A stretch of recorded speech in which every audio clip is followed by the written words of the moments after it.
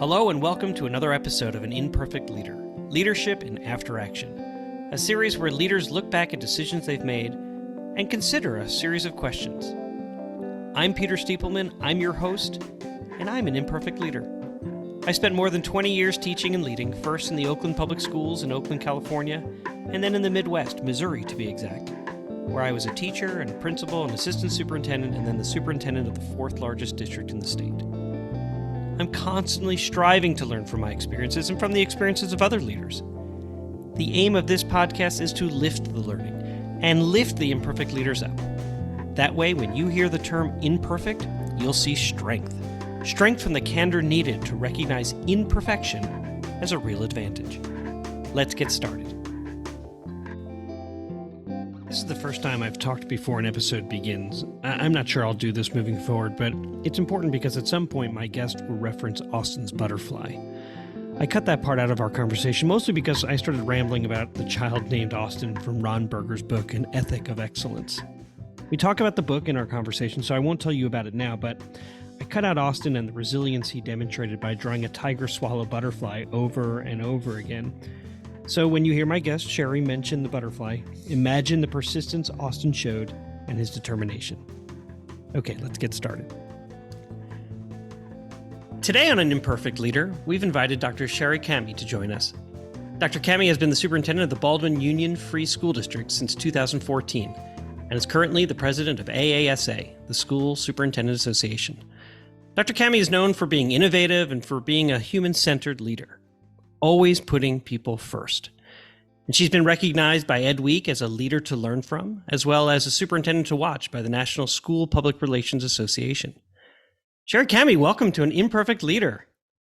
Thank you, Dr. Stiepelman. So Shari, I'm so happy to see you. It's been too long. And now for anyone out there who might not know, Baldwin is located on Long Island, on the South Shore to be exact. In fact, I grew up in the town next door, so it's nice to talk to a neighbor. And I'm thrilled to talk with you because, you know, we were in the same AASA National Superintendent Certification cohort. And I knew the moment that we met, actually, it's when I heard your accent, that I needed to know you. It's like a warm hug, you know, and it also reminds me I should probably call my mother. But now you're the AASA president. And through your travels and interactions, you must have met some amazing leaders. So I'm wondering, would you give us an example of someone you met and how they inspired you? So I would actually have to go back a bit let me say there are amazing leaders out there. To lead a school district right now is not easy. And that I think I'm being kind. But if I go back to somebody who is really just a very thoughtful, important, and ethical leader, it would be Dr. Tom Sobel, who was at one point the superintendent of the Scarsdale schools. He was also the commissioner of New York State Education Department. But I had the fortune to meet him when he left state ed and became a professor at Columbia Teachers College. And so he ultimately became my dissertation advisor. And for me, he is that leader because his ethics were all driven by kids. And everything that he did as a superintendent, as the commissioner of state of New York, was really driven by who he was as a young child, let's say, not an advantaged child, and seeing who he became. But the conversations the two of us would have were really around what it meant to be an ethical leader and what it meant to put children front and center and at the heart of every decision that you make. I imagine in your role right now, not just in Baldwin, but also with AASA, that he remains as sort of a gold standard in your head as you begin and continue to interact with leaders across the nation. It's quite a position that you're in right now to be able to learn from and share with leaders in every one of our states, including Canada. And so I'm certainly curious about that as well. So AASA is part of a group of national education associations. It's called the Learning First Alliance. So it's National Association of Secondary School Principals, National Association of Elementary School Principals, all of the national associations that have a link to education based out of Washington, D.C. are a collaborative called the Learning First Alliance. And this year, just actually about a month ago, we launched something called We're Here for the Kids. And the purpose of it is to really refocus why we do what we do. And it's because we're here for the kids. And to give educators, to give superintendents a very, very clear path forward. I'm sure you know public education is under attack everywhere. And public education is not only the great equalizer, but it really is the foundation of our democracy. And the whole idea that you would attack public schools for political gain is really something that we have to combat. And at the heart of public schools are children. And so, when you realize that this is why you do what you do, it doesn't matter where you come from, or, we are all here for the kids. And so, those two moments for me come together, right? Really spending time with Tom Sobel and having these conversations, and all the way to today with this Learning First Alliance and this effort to really just let everyone know that we're here for the kids it's full circle. In the leadership model I use to anchor myself and then the others that I advise, there's a domain called collective aspiration. It's the heart of everything a leader does for children. And inside that domain is a term, an ethic of excellence. Not ethics, as you just described, but an ethic, an ethos. And it speaks to a philosophy or a culture. And I use it to refer to the fact that I like to honor the process, not just a final product.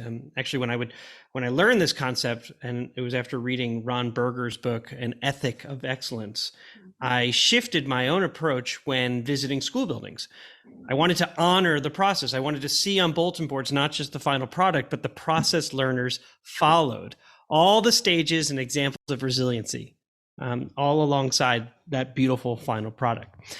And for those who are listening, Shari just turned back to an incredible bookshelf she has behind her and pulled that book off of her bookshelf, which just warms my heart. Because I say this because one of the things that you're known for is thinking about what spaces have looked like for children and a shift in what they could look like. You bring people together to rethink the relationship between curriculum and those learning spaces, and you have a word for it. Innovatrium. Did I get it? You did. Innovatrium. So what is innovatrium, and how does it relate to your other 3 I's from your mission statement, which I know had to have been specifically chosen because it's innovative, inclusive, and involved. So can you talk a little bit about that? Yeah, sure. So I've taken some liberties and made up words on my own. I figured, some people, greater than I have done that. And so I decided I needed to be in that club. And so, I would go back a step, though, and talk about Ron Berger's book.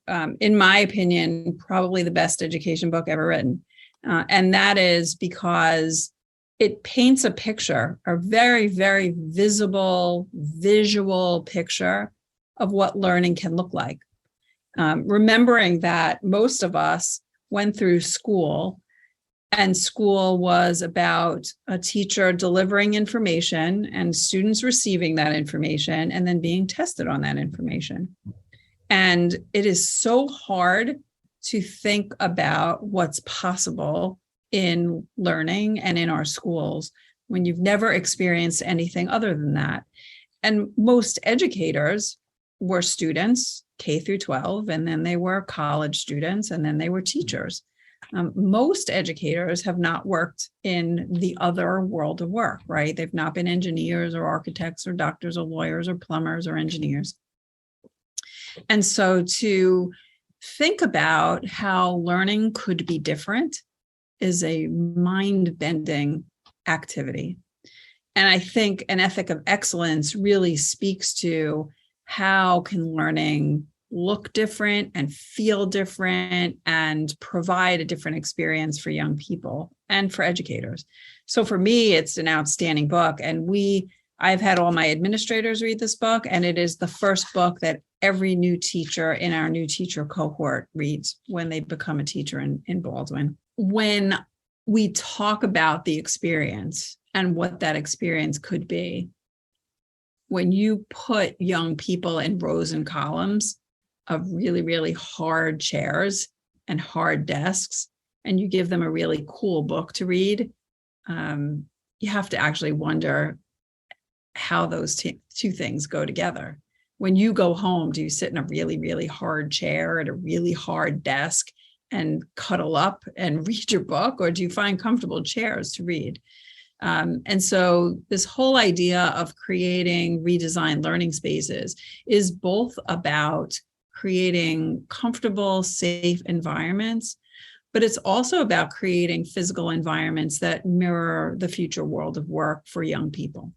When you go to work, you don't sit in rows and columns. You problem solve, you think creatively, you have to communicate. There's so many skills that you utilize. And you're not sitting in this collective space with staring at the back of someone's head for 7 hours a day. And so creating different learning spaces, and in some cases, innovatriums, was really a way to create a physical space that mirrored the kind of learning that we expect from our young people, which is learning that requires you to think and requires you to solve problems and to work with the people around you. And so that is the inclusive part. You know, it's about everyone being an equal partner in the learning. But yeah, we are innovative in the way we think about learning. We are inclusive in that way because we include everyone. And we're involved because our young people are very much ethical, civic-minded young people. Shari, so I ask this question of every guest who comes on this podcast. How does the term an imperfect leader resonate with you? I think that we make incredible assumptions and probably a lot of mistakes if we think we're all perfect. I think we learn from our mistakes. The example that you gave just a few minutes ago about the butterfly and the story in An Ethic of Excellence of this young person who draws and redraws this butterfly. Think about your writing. When you write something, do you write it perfectly the first time, or do you go back and edit and reread and edit and reread and edit and reread? The idea that we would ever be perfect, or worse, that we would be perfect on a first go round, is just an impossible standard. And young people learn from mistakes. Think about scientists, right? The whole field of research is about making a mistake and learning from your mistake, and then coming up with a new theory of what you do with that. And I think leadership falls in that same category. To think that we're perfect is to set a false and an impossible standard. So I don't see being an imperfect leader as a negative. I see it as a positive. If you recognize that you need to learn along the way, you're going to make better decisions than if you think that your first and only decision has to be perfect. I was recently talking with somebody who said, I don't know if I agree with this imperfect leadership thing because, I want to hire leaders who do a good job. I said, oh, you're confusing the term imperfect with incompetent. and anyone who thinks that they are perfect, it falls into that incompetent space because it's all of us trying to figure out how to do the job better and how to be better tomorrow than we were today, and that we're better today than we were yesterday. So there's a difference. An Imperfect Leader Leadership in After Action is supported by ILAA, a firm dedicated to supporting aspiring new and established leaders. For more information, please find them at human-centeredleaders.com. So we're back for segment 2 of An Imperfect Leader called Imperfect Leadership in After Action. And my guest is Dr. Shari Camhi, the superintendent of Baldwin Union Free School District and the president of AASA, the School Superintendent Association. And in this segment, we ask our guests to deconstruct a decision that they had to make, and then we discuss it. So Shari, what happened? So there are so many things along the way. And I can really point to two, but let's talk about one. My work that I am exceptionally proud of has been for many, many years work about redefining the learning experiences for kids. It is about making sure that our young people are involved in learning that includes critical thinking and problem solving and communicating and doing and being creative, and less involved with rote learning.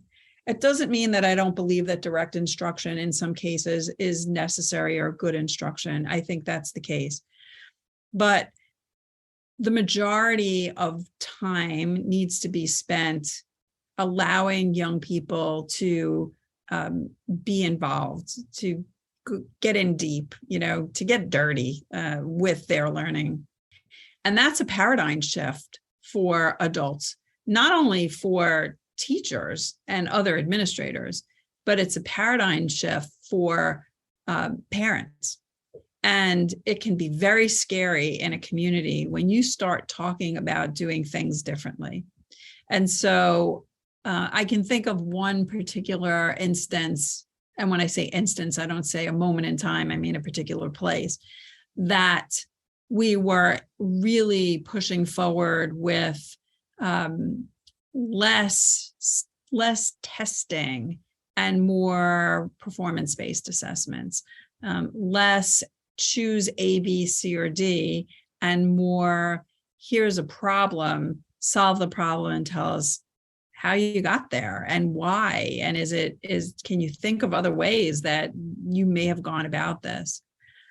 It kind of reminds me in some respect of Common Core math. I know that's probably a curse word to say, but math is not the math that you and I experienced, right? It's not, okay, here's an example, here's how you solve it, here's 10 problems for you to solve in exactly the same way that I just showed you.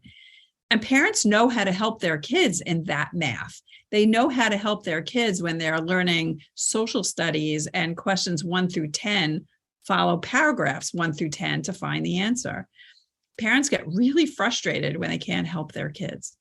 When the learning does not mirror the learning that they experienced when they were younger. And so that can get you into trouble. And when I think about that, I realize two things. Number one, communicating with families about what we're doing and why we're doing is of significant importance. And the second is helping parents, making sure that your communities really understand where you're going and why you're going there. One of the beautiful things about Baldwin is that our community has really embraced this notion of the type of learning that's happening here. And the example that I give with parents, our science curriculum K-5 was rewritten by a scientist. It's not a textbook company. It doesn't come out of a box. It's really authentic science work. And what I've shared with parents is your kids, if they come home and they say they did science and they don't come home dirty, they haven't done science. And so really allowing the community to know what you're doing and having parents feel comfortable with what and how you're doing it, I think is of exceptional importance. What I hear you saying is that as a leader, one of our jobs is to think about the learning experiences of children, not just what they're learning, but how they learn, and making that very individualized in terms of how children learn. And the example you've given is a shift, or at least an expansion of what the definition of learning, to include not just knowledge, but rather a problem-based approach in terms of children being presented a problem and then demonstrating what they know and demonstrating how they arrive at that solution through a very thoughtful process. And I'm curious, as you became a leader, for the community to see that that shift is important for their children, what got overlooked as you began doing that work? So here is what I think is fundamental to the process. I have learned along the way not to declare what you're doing and not to name what you're doing. Because when you declare and you name, you raise people's anxiety about what's coming, and you give people a way to fight against it.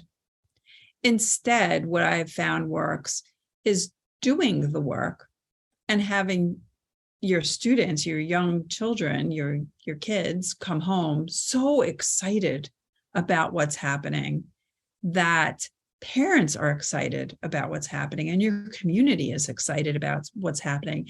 And then the questions are really more curiosity questions. Tell me how, tell me why, tell me what. And it becomes support rather than an argument against. And so if I were giving advice to any leader, imperfect or otherwise, I would say, sometimes starting with the why is very helpful. I go back to an ethic of excellence. You present a picture of what's possible and then have a conversation around, so what if learning looked like that here? What about that learning would be exciting? And if collectively the people in the room are excited about that, then asking, so what could we do here that looks like that feels like that? And getting people to come to get to the next point together.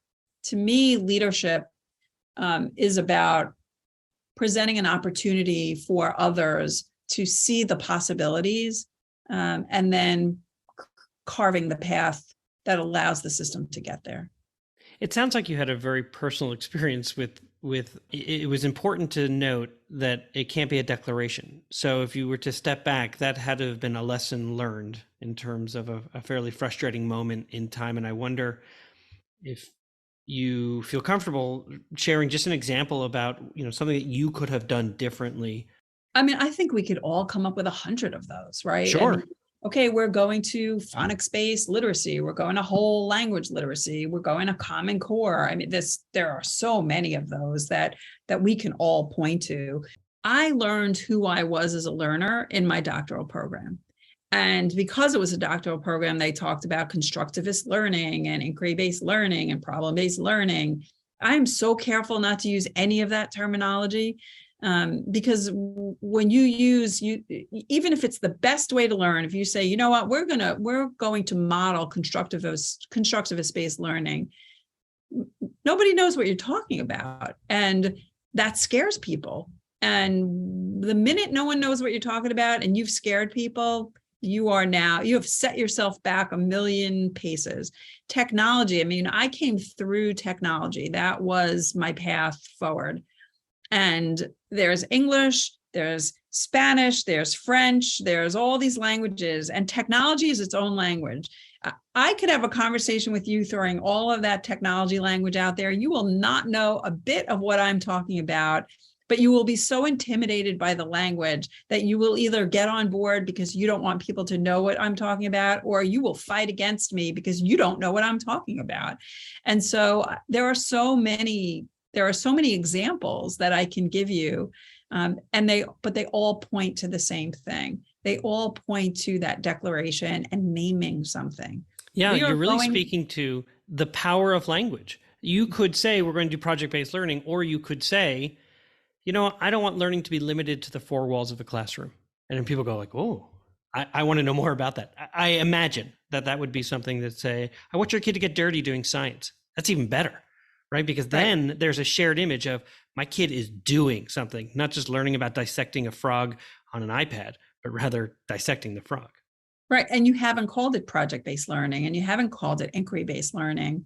During the pandemic, we used the outside as much as possible, right, to get fresh air and be out, so we didn't name that, right? And yet it was incredibly successful. And coming out of the pandemic, we're outside as much as possible.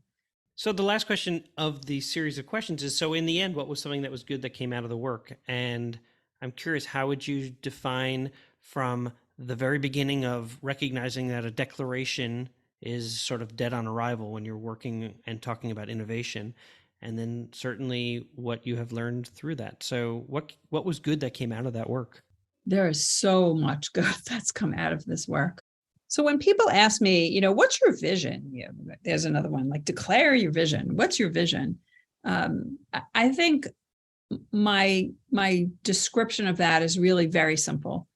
I want young people, preschool, kindergarten, all the way through, 12th grade, all the way through college, if we have an impact there. I want them to be so excited for their learning and to get to school that they are hounding their parents to make breakfast quicker and get their lunch ready sooner. And I don't have time to wait for the bus. I want you to take me to school, because they're so excited about being there. To me, that is the simplest way to describe if you are successful. And when I think about our schools, I hear our young people talking about the learning that they are experiencing. And all the way through high school, in Baldwin, we have an academy program at the high school that is open and inclusive and all wonderful things. And when I think about all of us struggling with attendance issues and cutting issues and things like that, what solves all of that? Giving young people a place they want to be. We need to figure out what the system looks like that is so inviting for students that they want to be there. And all of those problems we struggle with all the time goes away. My guest again today was Dr. Shari Camhi. Shari, it is so clear from our conversation that what you want more than anything is for children to learn deeply and obviously to have a love of learning. So thank you so much for opening up our minds to new ideas, to a new term. And even though we're going to avoid terms, but thank you so much for joining me today. Thank you, Peter. Music for An Imperfect Leader was written and arranged by Ian Varley. Sam Falbo created the Daruma doll butterfly artwork. Imperfect leadership is not a scarlet letter. It is a badge of honor. It recognizes that serving as a lead learner is about being a vulnerable leader, an empathetic leader, a compassionate leader. And I'm proud to be an imperfect leader, so I hope you'll join me next time for another episode of An Imperfect Leader, Leadership in After Action.